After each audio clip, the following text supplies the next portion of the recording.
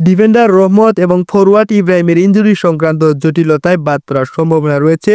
এরই প্রেক্ষিতে ডাক পেলেন কিউবা মিচেল এবং মুর্শেদ আলী। আজ দুপুরে যোগ দিবেন জাতীয় দলের ক্যাম্পে। মূল বিষয়টি তুলে ধরেছি আলোচনায়।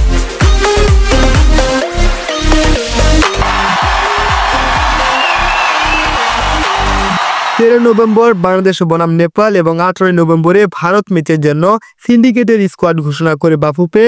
এর আগে 30 অক্টোবর থেকে বাংলাদেশের জাতীয় দল ফুটবলের ক্যাম্পে শুরু হয়েছিল।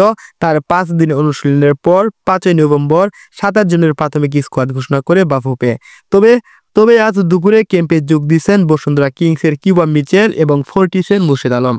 কিউবার মধ্যে প্রতিভা রয়েছে, সে পরিশ্রমী একজন খেলোয়াড়, ভবিষ্যতে জাতীয় দলে সুযোগ পাবে। জাবিয়ার কাবরের মুখে এই প্রশংসা শুনে প্রথমে ভেবেই নিয়েছিলাম কোচের পরিকল্পনায় গুরুত্বপূর্ণ একজন খেলোয়াড়, কিন্তু এর পিছনের সত্যটা সম্পূর্ণ ভিন্ন ছিল। মূলত তার জন্যই স্কোয়াডের জায়গা পায়নি মিচেল। যে খেলোয়াড় এখনই জাতীয় দলে খেলার যোগ্য, তাকে দলে না রেখে পরিবেশ নষ্টের অজুহাত দেয়া একজন কোচের যোগ্যতা নিয়ে প্রশ্ন তুলেছেন ভক্তরা। তবে বৃথা যায়নি ভক্তদের চাওয়া। ফরওয়ার্ড ইব্রাহিম এবং ডিফেন্ডার রহমত মিয়া ইনজুরি সংক্রান্ত জটিলতায় বাদ পড়ার সম্ভাবনা রয়েছে।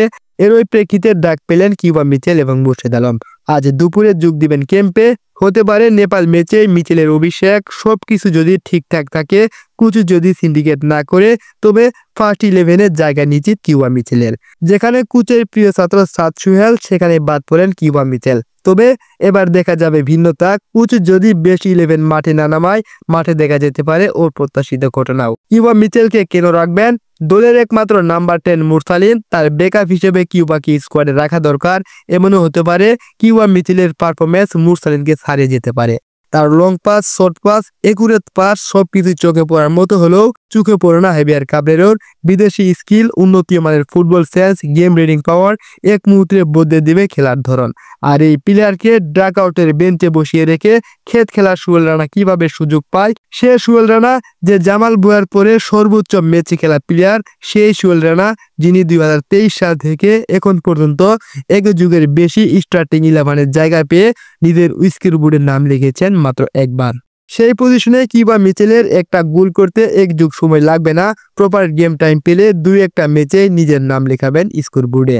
আর কিউবার সাথে কাদেম শাহ যদি গেম প্লে করেন, তাদের সমান্বয় ফাইনাল থার্ডে ক্রস আসবে হেভি। কিউবা থেকে আসা লং পাসগুলো ভালোভাবে কাজে লাগাতে পারবেন ফরওয়ার্ড পজিশনের রাকিব আলামিনরা। তাহলে কেন কিউবা মিচেলকে বেঞ্চে বসিয়ে রাখবেন?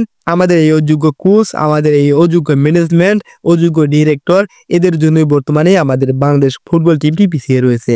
আমরা এশিয়া কাপের রেস থেকে ছিটকে পড়েছি, আগামীতে বিশ্বকাপের রেস থেকেও ছিটকে পড়ব যদি আমাদের এই কোচ, এই ম্যানেজমেন্ট এবং এই সিলেকশন বোর্ডকে বাদ না করা হয়, এদেরকে যদি না সরানো হয়, বাংলাদেশের ফুটবলে আশার আলো কখনোই জ্বলবে না।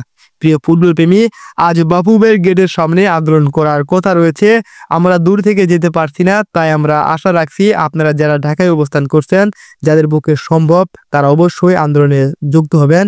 এবং সেই সাথে ধন্যবাদ জানাই সেভ বাংলাদেশ ফুটবল আল্ট্রা সহ যাবতীয় যতগুলো প্ল্যাটফর্ম তারা কাবরেরোকে বয়কট করেছেন, নেপাল এবং বাংলাদেশের ম্যাচে বয়কট করেছেন। তাদের পক্ষে আমরা আছি, সবসময় থাকবো।